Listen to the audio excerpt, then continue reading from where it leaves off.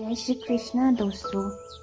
किसी ने बड़े कमाल की बात कही है कि अपने जीवन को ऊपर वाले को सौंप दो, क्योंकि आप जीवन भर में जो कर सकते हैं उतना तो वो एक पल में कर सकता है। आपके लिए एक छोटी सी कहानी। यह कहानी महाभारत के युद्ध के प्रारंभ होने से पहले युद्ध भूमि को तैयार किया जा रहा था। कुरुक्षेत्र की भूमि को समतल बनाया जा रहा था, पेड़ों को हटाया जा रहा था।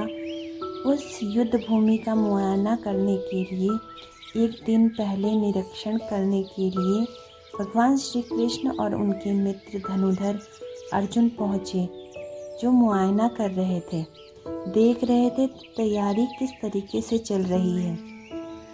तभी एक चिड़िया उड़ती उड़ती आई और भगवान श्री कृष्ण के पास आकर के बोली कि भगवान, मुझसे क्या गलती हो गई? मेरी दुनिया आपने उजाड़ दी।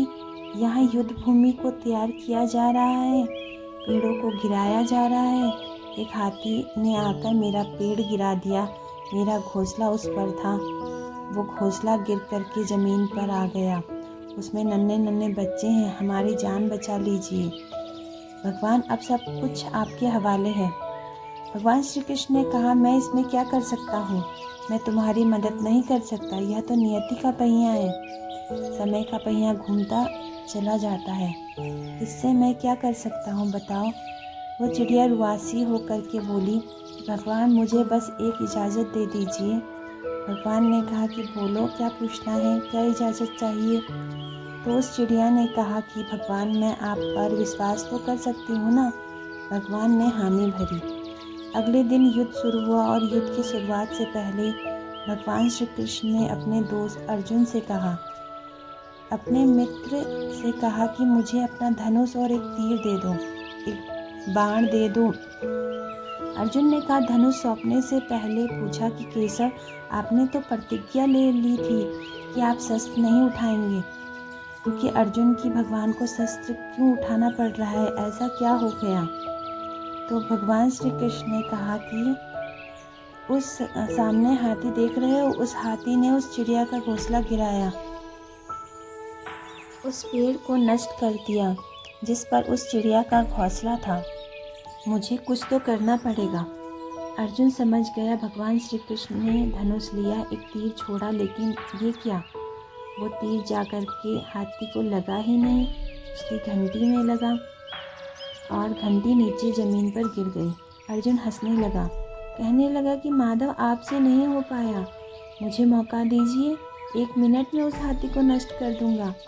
भगवान ने कहा कि नहीं नहीं, हो गया, बस इतना काफ़ी था। अर्जुन ने भी ज़्यादा सवाल जवाब नहीं किया। 18 दिन तक युद्ध चला और उसके बाद जब पांडवों की जीत हुई तो एक बार फिर से उस मैदान को साफ किया जा रहा था। भगवान श्री कृष्ण एक बार फिर से अपने दोस्त, अपने मित्र अर्जुन के साथ उसी भूमिका करने के लिए निकले और अर्जुन ने कहा कि एक काम कीजिए, मेरे रथ से उतरिए और जाकर के वो जो घंटी रखी है उसको हटा दीजिए।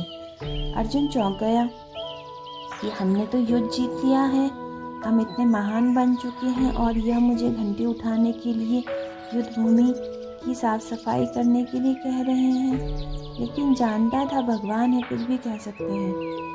रथ से नीचे उतरा और घंटी को उठाया, साइड किया। जैसे ही उस घंटी को उठाया वैसे ही उसके नीचे से नन्हे नन्हे बच्चे चिड़िया के फड़फड़ाते हुए उड़ान भरने लगे।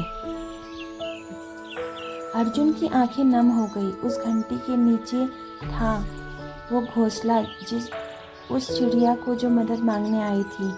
18 दिन के युद्ध में वो चिड़िया और उसके बच्चे सुरक्षित रहे, क्योंकि घंटी वहाँ पर उनका सुरक्षा कवच बनकर आ चुकी थी। चिड़िया ने शुरुआत में सिर्फ ये कहा था कि क्या भगवान, मैं आप पर विश्वास कर तो सकती हूँ ना? और भगवान ने हामी भरी थी।